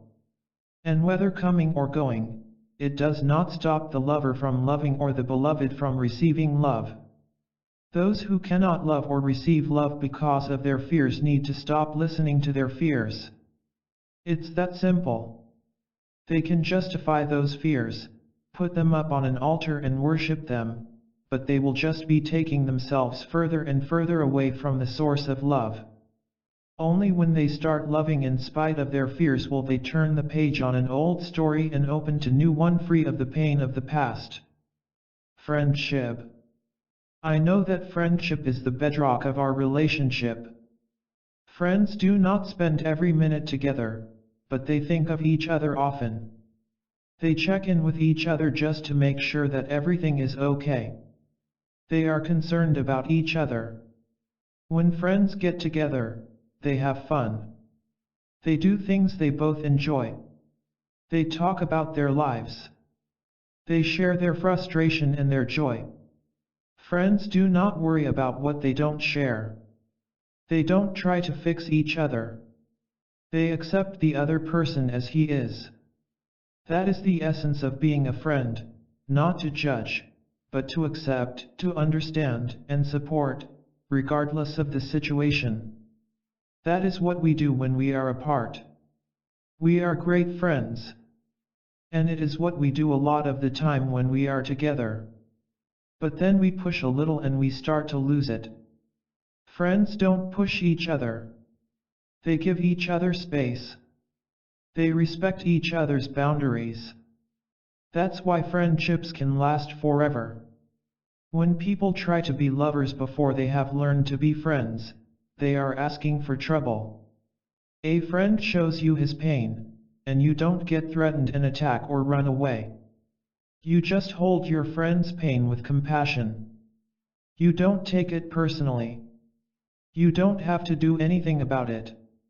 You just sit with your friend and offer understanding and support. Lovers have a hard time doing that, because their pain is usually connected to their partner's pain. Lovers often feel attacked by each other's expectations and judgments. They frequently feel compelled to defend themselves or justify their behavior to each other. Is it any wonder that they have trouble listening to each other and being supportive? That's why lovers have to call time out. They have to learn to back off and give each other space. They have to learn to let the other person be and respect his or her boundaries. They have to stop being lover and start being a friend. And giving and receiving physical distance is part of that shift. Distance gives perspective. It helps us see the big picture. It helps us let go of our need to control all the little things. It helps us realize that we are being too aggressive, too intrusive, too judgmental, too controlling toward our partners. It helps us realize that we have crossed the line and need to step back. Stepping back means that we regain our connection to our center. We stop looking to our partners to meet our needs in that moment. We see if we can meet those needs directly and, if we can't, we realize that those needs may be false, distorted, unrealistic. And we begin to ask ourselves why we are looking to someone else to give something to us that we are unable to give to ourselves. We look at our own neurotic need for approval and see how it is unfair to expect our partner to meet that need. We need to learn to validate ourselves. When we can do that, we see that our partners are loving us as well as they can, but they can't fill that black hole in our hearts. Nobody can fill it. That hole is there because we don't appreciate ourselves. And we have to keep coming back to it, loving and accepting ourselves regardless of how messy or confusing our lives appear. Nobody is excused from the great work of self-acceptance, especially in the context of an intimate relationship. Indeed, the more intense our relationship is, the more essential it becomes that we take time alone to recenter and love and accept ourselves. If we give that job to our partners, a possibility that continues to seduce us, we end up betraying ourselves. Our partner's love and acceptance of us can never be a substitute for our love and acceptance of ourselves. Loving ourselves is the foundation. Our partner's love is carried by the strength of that foundation or undermined by its weakness. If the foundation is weak, the relationship will self-destruct. It is unable to bear the weight that is put on it. In any relationship, it is our responsibility to keep our own foundation strong. That means taking good care of ourselves physically, emotionally, mentally, and spiritually. It means taking care of our bodies, eating well, exercising, getting enough sleep. It means taking time to feel, work through, and express our feelings. It means being aware of our thoughts and seeing how they either contribute to our happiness or undermine it. And it means connecting with our essence on a regular basis. Yes, that's a lot. But that is what builds the foundation. If we try to get all of this from our partner, we are bound to be disappointed. It's time to stop trying. If our partner is able to keep his or her own foundation strong, then he is giving us the greatest blessing possible. We don't need more than that. More than that is an illusion. You can care for your partner, but you cannot help him or her build the foundation of self-acceptance and self-love. That is individual work. That is the gift we bring to relationship. Without it, any relationship is an exercise in futility. As soon as the ground shakes, the foundation will crack and building will come crashing down. Of course, we must realize that building the foundation is not something we do in 5 minutes. It is something that requires our constant attention. Even 5 minutes a day will not suffice. Periodically, throughout the day, we are called to care for ourselves on many levels. When I consider this in detail, I realize that several hours each day are necessary: time to swim, to walk, to be quiet, to write, and so forth. It is not a small thing. If I spend 4 hours a day taking care of myself and honoring my own process, then I have the energy to connect with someone else. If I don't, then I come to my relationship weak and unprepared. Of course, it is different for each person. But each person must come to terms with what he needs to bring the fullness of self into a relationship with another. I think we seriously underestimate the time and energy that goes into keeping ourselves and our relationships healthy. How do we structure our lives so that there is time for self, time for our partner, and time for our other commitments?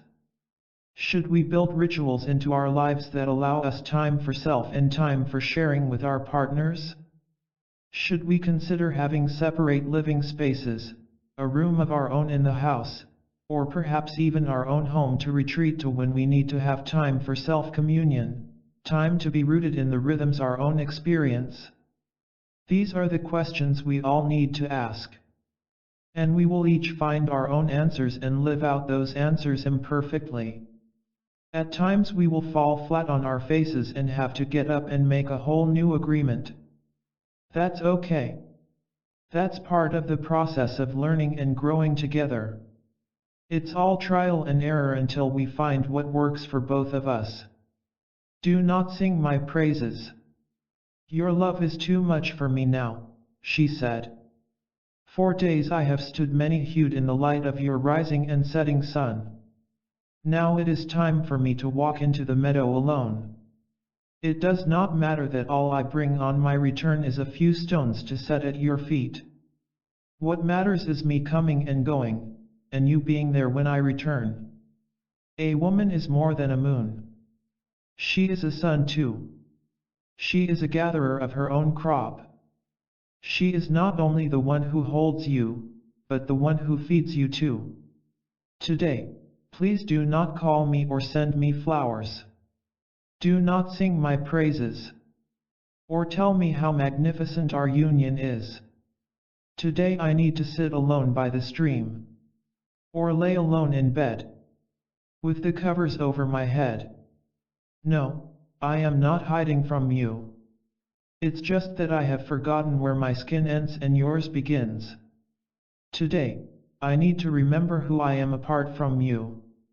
How else can I continue to give myself to you? Today, I need to empty myself of your love to find my own. The falls. Except for a few moments of forgetfulness, we move in the container of our love. As the river moves in the riverbed. River of life. What does it mean, to move in the container of our love? It means that our love is greater than we are. It is bigger and stronger than we can ever be. It has the capacity to contain us even as we vacillate from one thought or feeling state to another. Our love is like a mother or father on whom we can rely to keep us safe. It holds us gently, regardless of what is happening in our lives. It is like the riverbed that has been made over thousands of years by the natural flow of water to its lowest point. Just as the river makes the riverbed and then moves within it, love makes us its containers so that it can express through us. We do not know why we love each other. We just know with a certainty that it is so. People try to rationalize love. They try to break it down into its component elements. They say that love is born of physical attraction, shared values, and interests. Yet people may be attracted to each other and share each other's interests and values and still not fall in love. Or they may fall in love for a month or two and then fall out of love again. But people who share a great love, people who are truly stronger together than they are apart, will tell you that there is nothing reasonable or even optional about their love for each other. Love for them was never a choice. It was and continues to be an immediate necessity. When you know something to be true, deliberation is not necessary. The choice is so clear it does not seem like a choice at all. Truth, after all, is not divided. It is completely whole and indivisible. When true love comes into our life, we have no need to analyze the situation. We know exactly what to say and do. There is no need even for thought. Love does not require persuasion or convincing. It is an absolute fiat. It is a law unto itself. Those who are seized by the power of love cannot but surrender to it. They are powerless to oppose it, because they have joined with it totally. How can you oppose that with which you are joined? It is not possible. Others may seek to interfere with or pull apart what love has joined, but they will not be successful. Nothing can obstruct or impede that which is effortlessly true. And that which is not fabricated cannot be pulled apart. It is a gift of the universe. And once the gift has been given and received, it cannot be taken back. As Rumi says, lovers do not just meet somewhere. They are in each other all along. Their meeting is merely a recognition of what they know has always been true. Remember, it is not hard for the river to move in the riverbed. It is completely easy and natural. The only time it becomes difficult is in times of great drought or flood, times when there is too little or too much emotion. And, at such times, the shape of the riverbed may change to accommodate the increase or decrease in energy.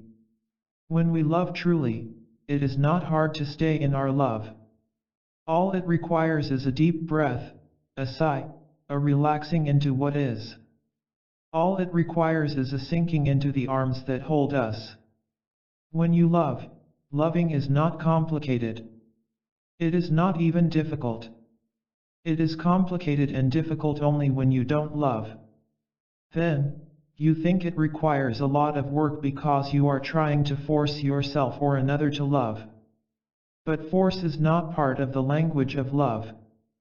Force is a sign that love is absent. Force pushes the river over its banks. It destroys the farms that lie along both sides of the river. That is why the lover must be able to surrender, not just once, but thousands of times. He must surrender his own will to the greater will. He must surrender his own selfish desires to the greater needs of the relationship. This surrender is not work. It is a relaxation. It is yielding up of all that is not whole to that which is whole. It is a trust in the river itself. Each day the lover surrenders to love as the river surrenders to the river bank. And each day the lover is carried by the current of love to whatever destination love requires. He does not know where he is going. Indeed, he knows that he has no choice. He has stopped trying to choose for himself. He has learned to let love choose for him.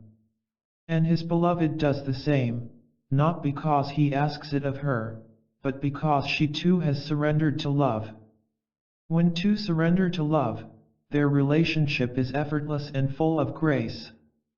They both have the same changeless goal and they know that the way to reach it will be provided. Trust is required from both of them for such a love to bloom. Yet they cannot in any way influence who the beloved is or when he comes. They can merely recognize the beloved when he stands before them. No vows are necessary for those who mutually acknowledge the beloved in each other.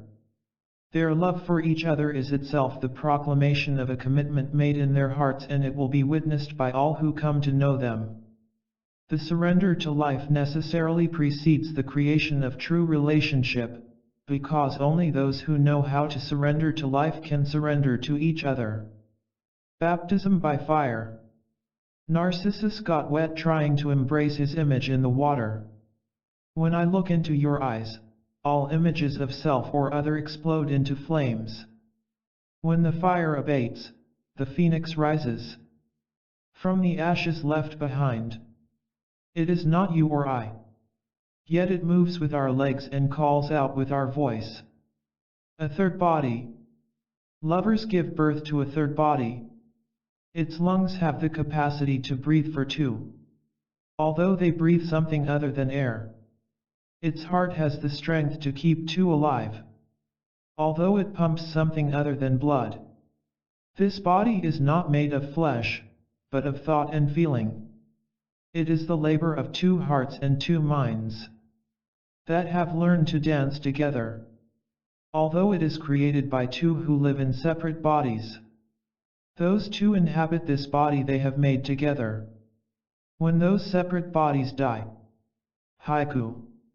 You have taken me there. Into that river of light. Fluttering under the leaves. Fear of surrender.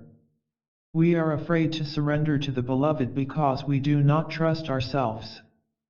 We are afraid to give another person power over us, because we do not have faith in our own power.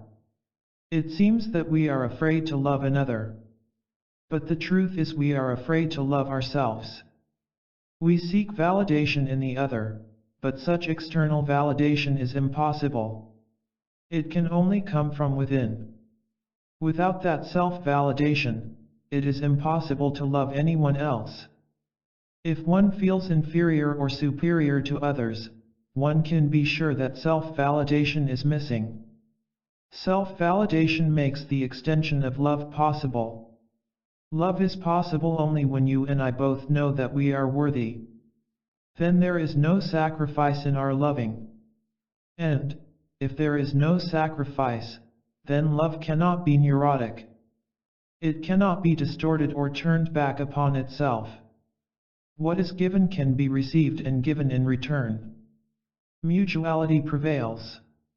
The relationship is properly polarized so that current moves back and forth between the two poles. For proper polarization, each pole must be intact. In a dynamic relationship, each partner must be self-validated and whole in him or herself. Each must be confident. Each must be worthy. Each must be willing to give and receive love. Self-trust is essential for trust of others. Self-love is necessary for love of others.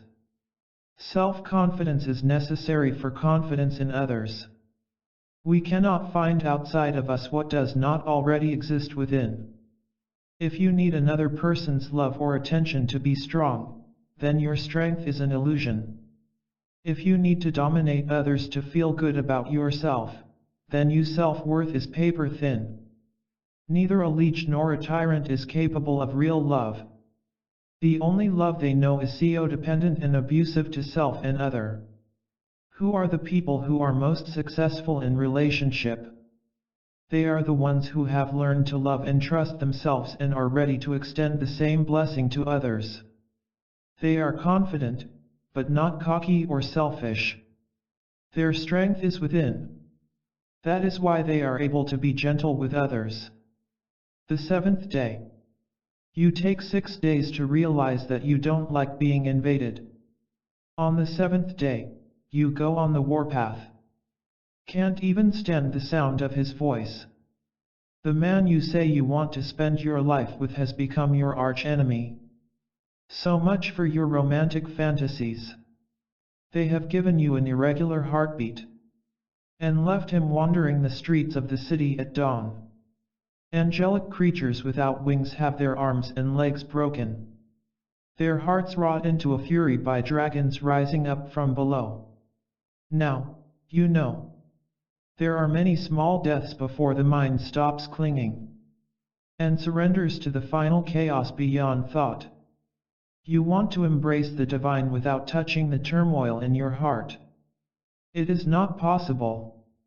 Some people pretend to be okay, while in their minds they constantly relieve their feelings of violation. But sooner or later the volcano erupts, and the flow of molten rock destroys everything in its path. All that meticulous work, destroyed in a day when the dark river comes crashing in. River of night flowing through the heart, red with the blood of dragons slain. River of tears, flowing to its final resting place, the deep black sea of acceptance, where everything is as it is, and cannot be denied, hidden, exaggerated, or imposed on anything else. Acceptance. Since relationship cannot be forced, we need to pay attention to what works spontaneously, without deliberation or effort. We may want a relationship to work, but that does not mean that it will work. To be sure, mutual willingness and a shared vision increase the odds of success in a relationship, but there is another factor that is equally important. It is the way two people naturally interact together physically, emotionally, mentally, and spiritually. Some people call it chemistry, but often this term refers to the kind of sexual charge in a relationship and, as such, it does not reflect the kind of ease and familiarity people feel in each other's presence in non-sexual ways. What I am talking about here is not just a sexual connection, but a coherence of energies on all levels, the physical manifestations of which include enjoying the other person's smell and touch, wanting to look into his or her eyes, feeling uplifted by the sound of his or her voice. It is a whole body or full sensual chemistry. It extends to the way we walk and talk with this person. We feel at ease. We feel that we complement each other. We appreciate and admire each other naturally. We don't have to work at it. It just happens as a matter of course. A relationship like this is a gift of the universe. It is an ongoing blessing. We don't have to work to obtain it or maintain it. All we have to do is to be ourselves and do our part. In such a relationship, it never occurs to us to act in a selfish or self-protective way. We don't withhold our love or support. We give generously without thinking about me or mine. We are content to share all that we have. When the other person needs something, it gives us great pleasure to meet that need. The good and well-being of our partner is as important as our own good and well-being. This is not something that we try to do. It is our natural inclination. Whenever we have to try to love someone, we can be sure that we aren't anywhere close to being loving. Love expresses itself spontaneously. It requires no planning, no practice, no effort. So much for making love. It's impossible. Love cannot be made. It is a gift that is given to us. And we have no choice but to pass it on. No, we don't make love. Love makes us. Love smooths our rough edges. It softens us and helps us open our hearts. Love holds us and keeps us. It shows us how to lie down in green pastures. It restores our soul to us. Love is our teacher and our guide. We cannot make ourselves love others. We cannot make others love us. But we can ask love to teach us and guide us. We can ask love to remove the obstacles we place before it. We can get out of the way and let love do what it needs to do. We can stop relying on ourselves and begin the process of surrender. We can start to rely on love, allowing it to dissolve our resistance and remake us in its image. This is not cosmetic surgery, but soul surgery. It is absolute reconstruction. It is a tearing down of the false and a revelation of the essence. It is a rebuilding of the house of life with the light and grace of truth. Only if our ego structure is dismantled and our self-confidence rebuilt by spirit are we able to love in an unselfish way. Unless we undergo this reconstruction process, we will not be ready to serve the beloved when he comes to us. Can you imagine telling the beloved for whom you have waited all your life, "Excuse me, but I'm not quite ready.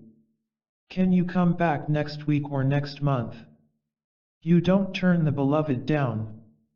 You bow and say Namaste. It is an honor to meet you.